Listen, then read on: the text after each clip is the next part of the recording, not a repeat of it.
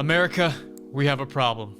Our pride and joy, our prince, our golden boy, our GQ heartthrob is going through a bad run of form right now. He's struggling to get minutes at Chelsea, and it doesn't look like things are going to get better anytime soon. So where did it all go wrong? Can it be fixed? And what do we do from here? All that and more on this episode of the Yank Report. Hi, my name is Sam, and this is the Yank Report, the show where we talk about the U.S. men's national team. And if you're into that kind of thing and you're new around here, please hit that subscribe button. And if you like this video, please hit that like button. It helps more people see the video. It helps the channel. It helps U.S. soccer on YouTube. It helps Christian Pulisic get more minutes, probably. I don't know, maybe. So since Thomas Tuchel arrived at Chelsea, Christian Pulisic has not started a league game, and he's seen his minutes off the bench dwindle down as well. So where did it all go wrong? I think first we need to take a look back before we can look forward. During last season's Project Restart, Christian Pulisic became one of the most feared attackers in the Premier League. He already had this incredible athleticism, this incredible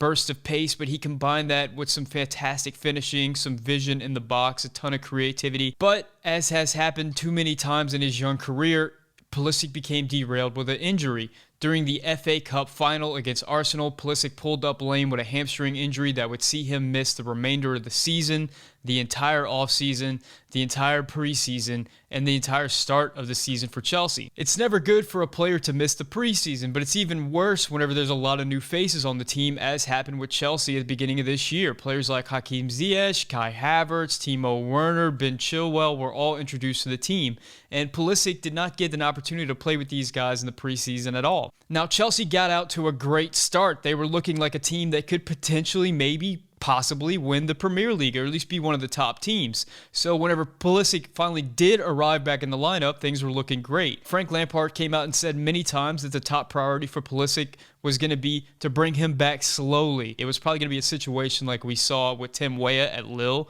where, he got 5 minutes here. Next game, maybe he got 10 minutes, 15 minutes, 20 minutes, little by little by little, week after week, bringing him back, making sure that he's safe and healthy and ready to go, and that their long-term investment in Christian Pulisic was going to be secure. Unfortunately, that didn't happen.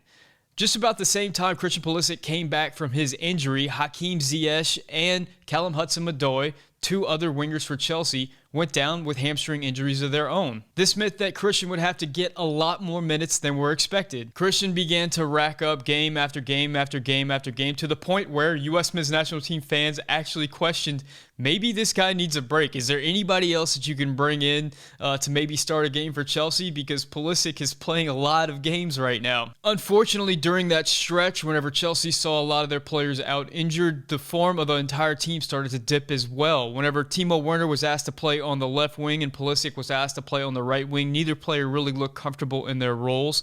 Christian looked particularly uncomfortable playing with Reece James and trying to figure out that right side. He didn't look great with Ben Chilwell either. The entire Chelsea offense seemed to really struggle to find space, to create chances. Just about all they could do was get to the inline, whip in crosses, and just hope that maybe Olivier Giroud could put them in. But that's not really Pulisic's game.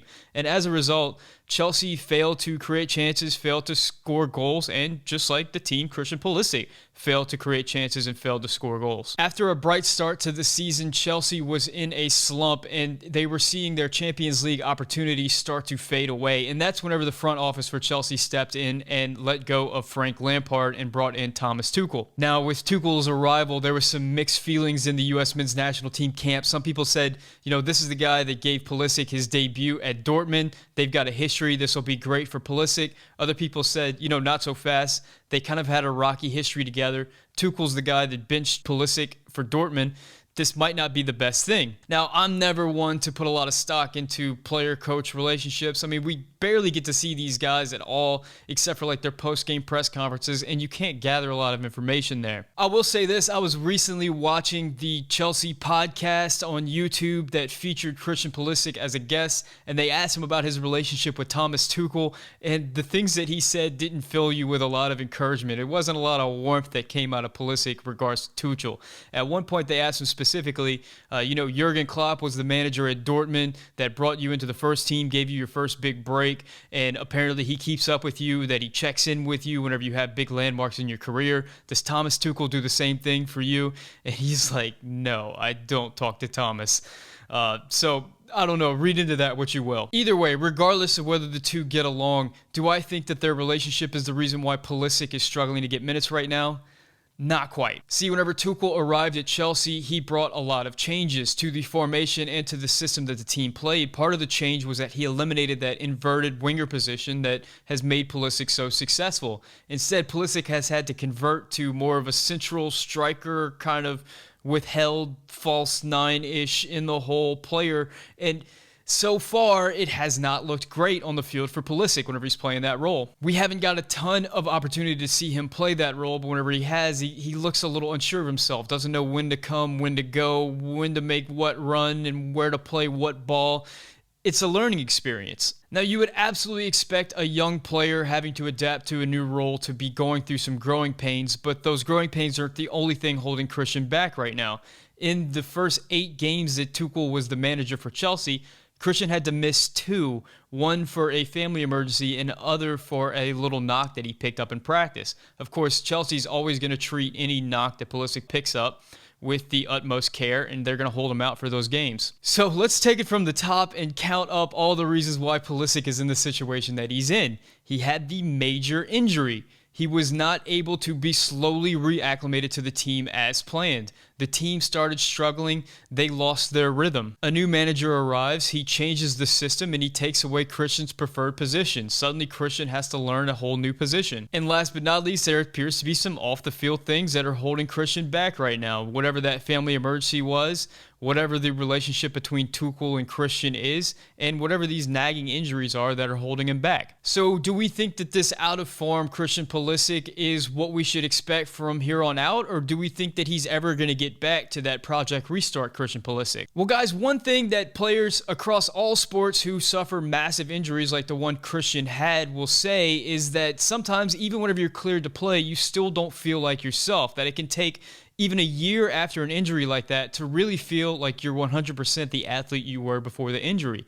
Whether that's happening to Pulisic right now, we won't know. That's not something an athlete's going to say mid-season. Maybe he'll say it if he writes a biography after he retires. But I wouldn't be at all surprised if Christian is still in the back of his mind kind of worried about that hamstring and having it go at any moment. And even though Thomas Tuchel has arrived and righted the ship for Chelsea and that they're getting results right now, they still haven't had an offensive output like they had maybe during Project Restart under Frank Lampard. Tuchel is still kind of figuring out the offense and implementing the system, and I think over time, Christian's going to grow into that, and he's going to get his opportunities, and he's going to take them. And the last point I want to make is that for U.S. men's national team fans, we have Christian Pulisic under the microscope. And sometimes whenever a player's under the microscope, we get a little bit too high with the highs and we get a little bit too low with the lows. We don't really look around and see what's happening with other players, especially players in similar age and similar position. I mean, let's look at a player like Jadon Sancho. He's the player that arrived at Dortmund and put Pulisic on the bench. You know, Jadon Sancho had an absolutely unbelievable season last year where he accumulated like 40 goals and assists altogether. But this year, he came out totally flat. He was in a complete slump and probably would have gotten a lot of minutes on the bench had it not been for all of Dortmund's injury issues. Jadon Sancho's only recently kind of regaining that form that we saw last season. Another interesting player comparison would be Christian Pulisic's current teammate, Callum Hudson-Odoi. Callum Hudson-Odoi had a huge breakout season before having an Achilles injury. That Achilles injury saw him miss a ton of time. And whenever he finally got back, he didn't have a place in the Chelsea lineup. Chelsea was playing so well at this time because of players like Christian Pulisic that Odoi had to watch from the bench. Suddenly he got an opportunity and got back into the lineup, and then under Lampard he was playing really well, but then Tuchel came in. He took away that winger position. Now Callum Hudson-Odoi is playing a right wing-back position. He's playing pretty well there, but then he got embarrassed internationally whenever Thomas Tuchel brought him in the 45th minute and then took him out because he wasn't pressing the way that Tuchel wanted him to press. You know, I wonder what the reaction would be from U.S. men's national team fans if Christian Pulisic was in the same situation as Callum Hudson-Odoi, where he came in the 45th minute and then Tuchel pulled him before the end of the game because he wasn't pressing properly. You know, we would be freaking out right now. We would be running naked, starting fires in the streets. So I think the point that I'm trying to make here is that Young players have ups and downs. Heck, all players have ups and downs. They have good form, they have bad form. They have systems that work for them. They get put in player units that work for them. One player gets injured, one player gets removed, the system gets changed, and all of a sudden, that great form that they were in kind of disappears. Guys, Chelsea have a ton of fixtures coming up. They're still competing in a few competitions, and they're really gunning for a top 4 spot in the Premier League. Pulisic is going to have opportunities to play. Depending on how he performs whenever given those opportunities are going to determine how he finishes out the season. But he's still regarded as one of the best young players in the world. So what should we be doing right now? Should we be panicking? Should we be running in the streets? I think we should all be doing exactly what Christian Pulisic did in his GQ shoot. Lay down, relax, and just give it some time, because things are going to get better, I promise you. So guys, what did I get right? What did I get wrong? I had to have gotten some things wrong in that video. I just talked for way too long not to have said anything wrong. So please let me know in the comment section what I got right, what I got wrong, what you think of Christian Pulisic's situation.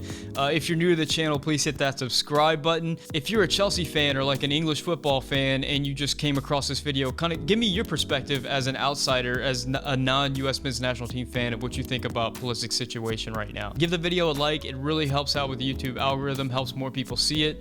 My name is Sam, and this is the Yank Report.